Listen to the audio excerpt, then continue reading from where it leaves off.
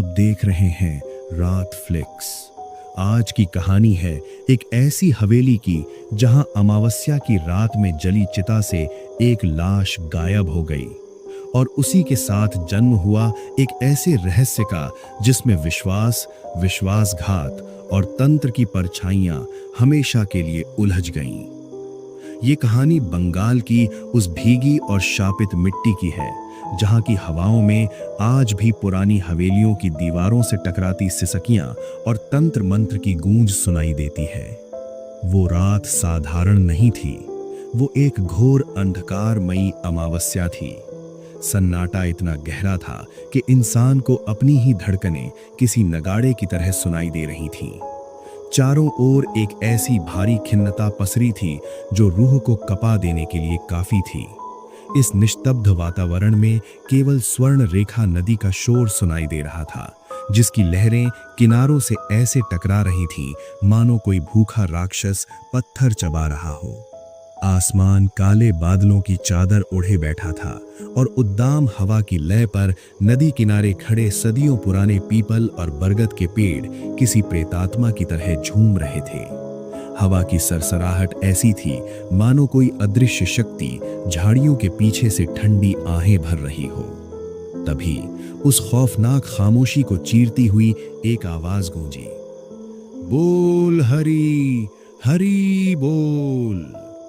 ये आवाज किसी प्रार्थना की नहीं बल्कि मौत के आखिरी सफर की मुनादी थी। झींगरों का जो थोड़ा बहुत शोर सुनाई दे रहा था वो भी इस दहशत भरी पुकार के आगे दम तोड़ गया। बांस के घने झुरमुटों के बीच बनी उस ऊबड़ खाबड़ पगडंडी पर अचानक 8-10 परछाइयां उभरी। ये लोग एक बांस की खाट पर एक नौजवान की देह लादे शमशान की ओर बढ़ रहे थे। सबसे आगे एक अधेड़ उम्र का आदमी पुरानी पीतल की लालटेन लिए चल रहा था, जिसकी मध्यम पीली रोशनी उस भयावह अंधेरे को और भी डरावना बना रही थी। नदी के किनारे जहां मुर्दों की राख और अधजली लकड़ियां बिखरी थीं, उन्होंने उस खाट को नीचे रख दिया। शव के ऊपर एक बहुत ही कीमती रेशमी दुशाला पड़ा था, जिस पर सोने के धागों का बारीक काम था। शव यात्रियों में शामिल एक शख्स की नीयत डोल गई। उसने चारों ओर देखा और चुपके से उस दुशाले को उठाकर अपनी बगल में दबा लिया। लालच इंसान को शमशान में भी नहीं छोड़ता। उसने सोचा कि इतनी कीमती चीज को राख बनाना बेवकूफी होगी। फिर उसने अपने साथी को आवाज दी, राघव, ओ राघव। राघव जो डर के मारे कांप रहा था बोला, जी सरकार, हुक्म दें। जल्दी से चिता तैयार करो, हमें सूरज निकलने से पहले यहां से निकलना है। हवेली के लोग इंतजार कर रहे होंगे। तभी पास के पीपल की डाल पर बैठा एक मांसखोर पक्षी अपनी कर्कश आवाज में चीख पड़ा, जैसे वो इस अपवित्र कार्य पर अट्टहास कर रहा हो। कुछ ही देर में नदी के किनारे लकड़ियों का ढेर लग गया और राघव ने कांपते हाथों से सनई की लकड़ी सुलगाकर चिता के भीतर रख दी। देखते ही देखते सफेद और काले धुएं का एक विशाल गुब्बार उठा और आग की लपटें उस जवान देह को अपनी चपेट में लेने लगी। शव यात्रा में आए लोग बेफिक्र होकर पास ही एक विशाल बरगद के पेड़ के नीचे जा बैठे। कुछ ने बीड़ी सुलगा ली और कुछ धीमी आवाज में फुसफुसाते हुए गप्पे मारने लगे। लेकिन कुदरत का खेल अभी बाकी था।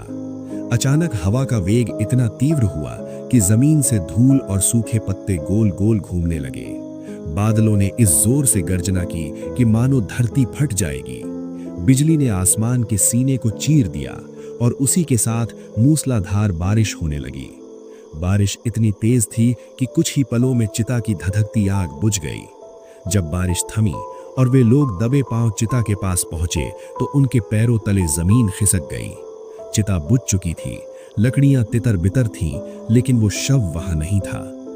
आखिर शव गया कहां? क्या उसे कोई जंगली जानवर खींच ले गया या वो खुद चलकर कहीं चला गया? सबकी आंखें दहशत से फटी की फटी रह गईं। राघव तो डर के मारे बेसुध हो गया। उसके हाथ से लालटेन गिरकर बुझ गई। उनका मुखिया नकुल, जो खुद को बहुत बहादुर समझता था, इस प्रेत लीला को देखकर पागलों की तरह चीखा और मुख्य सड़क की ओर भागा। उसके पीछे बाकी सब भी भूत भूत चिल्लाते हुए अपनी जान बचाकर भाग निकले। ये मिस्टीरियस घटना अगस्त सन 1931 की है, जिस युवक का शव इस तरह गायब हुआ वो कोई साधारण इंसान नहीं था। वो बंगाल के सबसे रईस और पुराने जमींदार देवेंद्र नारायण राय चौधरी के वंश का आखिरी चिराग था, अमरेंद्र नारायण। उम्र महज 22 साल। अभी 4 महीने पहले ही उसकी शादी एक बड़ी रियासत की इकलौती बेटी मनोरमा के साथ हुई थी। दुनिया की नजरों में उसकी मौत हैजा यानी कॉलरा से हुई थी, लेकिन हकीकत कुछ और थी जो उस हवेली के अंधेरे कोनों में दफन थी। देवेंद्र नारायण राय चौधरी एक अत्यंत उदार और धार्मिक व्यक्ति थे।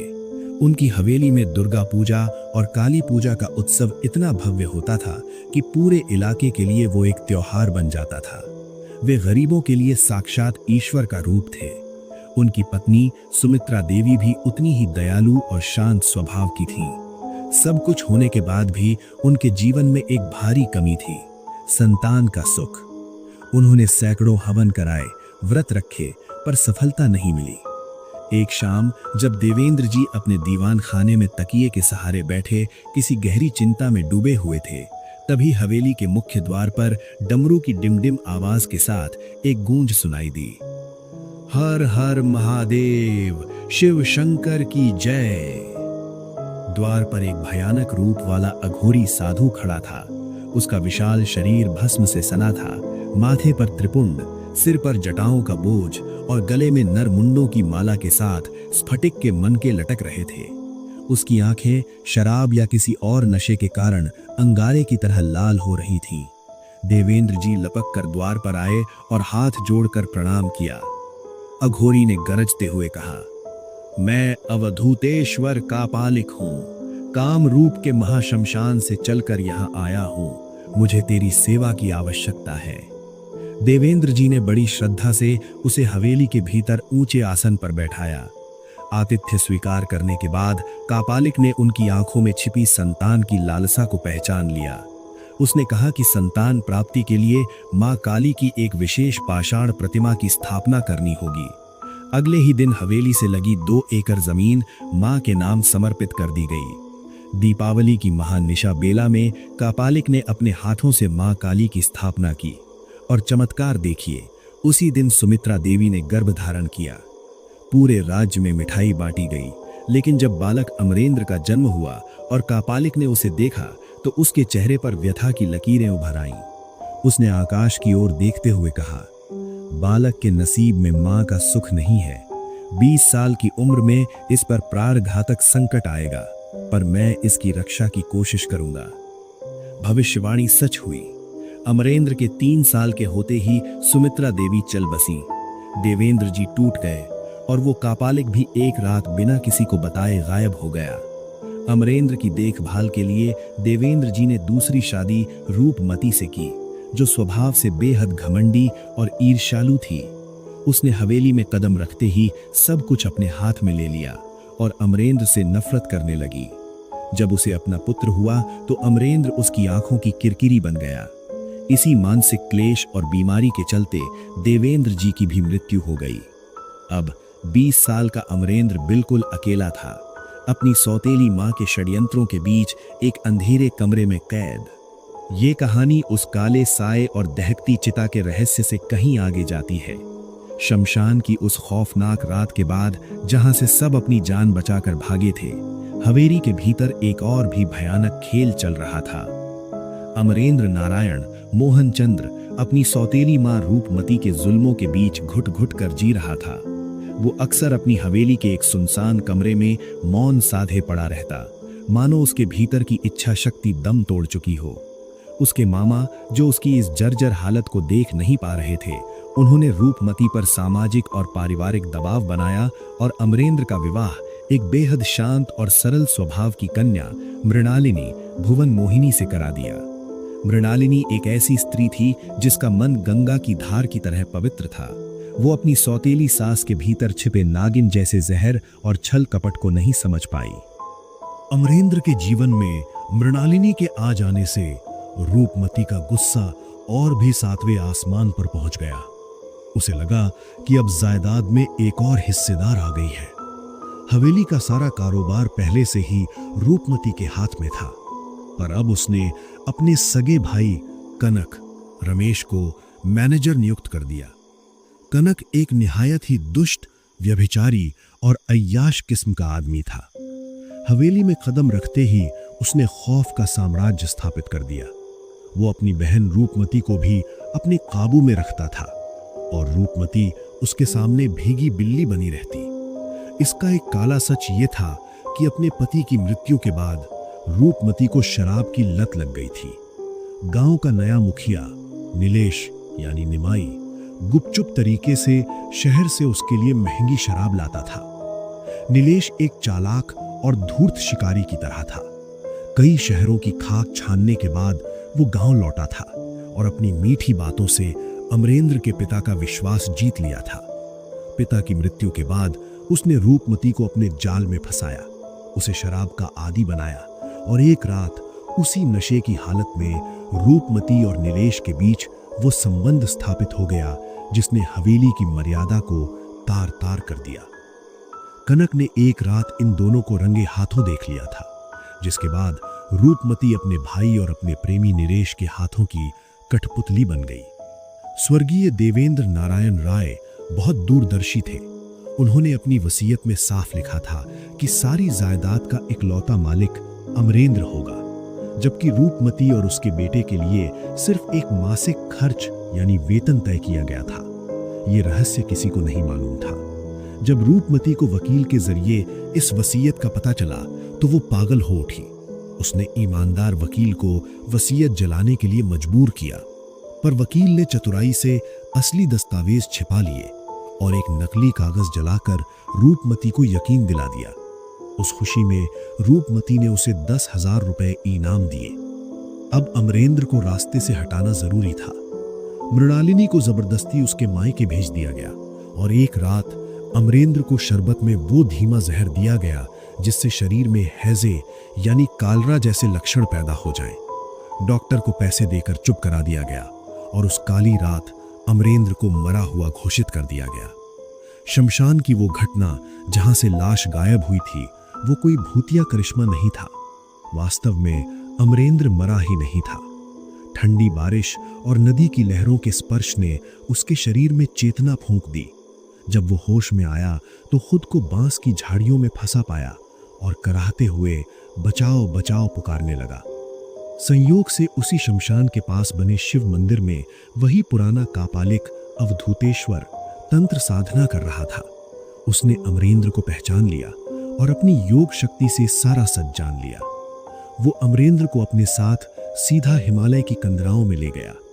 जहर ने अमरेंद्र की जान तो नहीं ली, पर उसके मस्तिष्क पर ऐसा प्रहार किया कि वो अपनी पुरानी जिंदगी, अपनी पत्नी और अपना नाम सब कुछ भूल गया। अगले 10 साल तक अमरेंद्र उस कापालिक के साथ हिमालय की बर्फानी गुफाओं में रहा। वहां उसने कठिन तांत्रिक साधनाएं की, पहाड़ी औषधियों का सेवन किया और कसरत से उसका शरीर पत्थर की तरह मजबूत और फौलादी हो गया। उसकी आंखों में एक अजीब सी अलौकिक चमक आ गई। एक दिन जब वो मानसरोवर की ओर जा रहा था, उसका पैर फिसला और वो 60 फुट नीचे जा गिरा। सिर पर लगी उस गहरी चोट ने चमत्कार कर दिया। उसकी याददाश्त वापस लौट आई। वो चीख पड़ा, मृणालिनी, मेरी मृणालिनी कहाँ है?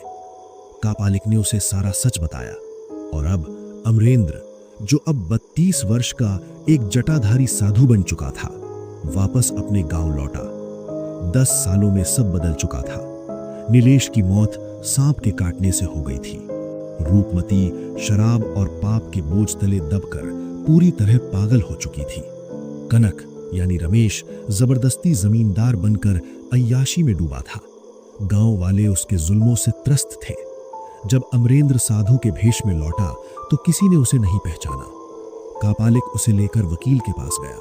वकील ने जब अमरेंद्र की छाती पर वो जन्मजात सर्पाकृति का निशान देखा जो उनके खानदान की पहचान थी, तो वो उसके पैरों में गिर पड़ा। अदालती कार्रवाई शुरू होते ही कायर कनक रात के अंधेरे में फरार हो गया।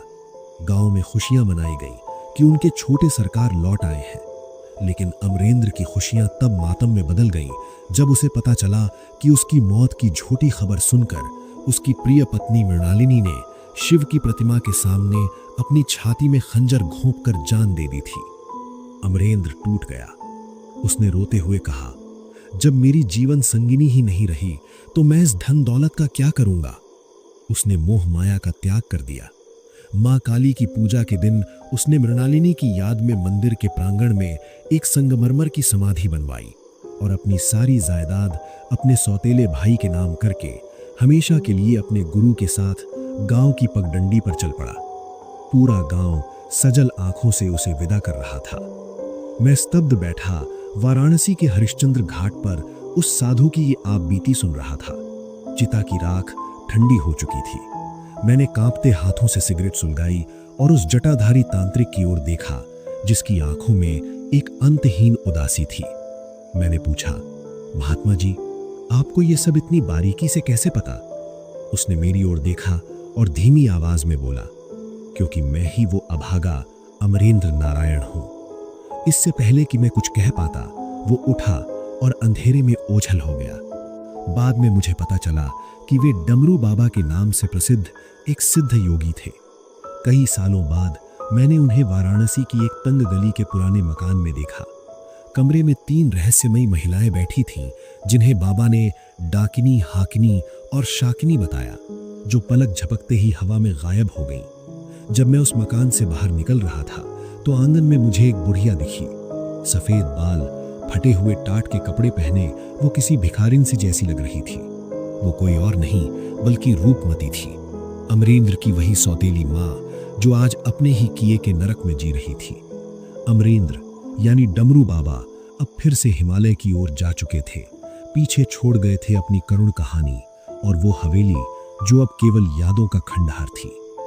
ये थी अमरेंद्र नारायण उर्फ डमरू बाबा की डर, दर्द और त्याग से भरी कहानी, जहां इंसानों की साजिशें राख बन गईं और सच साधु बनकर लौट आया। ऐसी ही खौफनाक और दिल को छू लेने वाली कहानियों के लिए रात फ्लिक्स से जुड़े रहिए।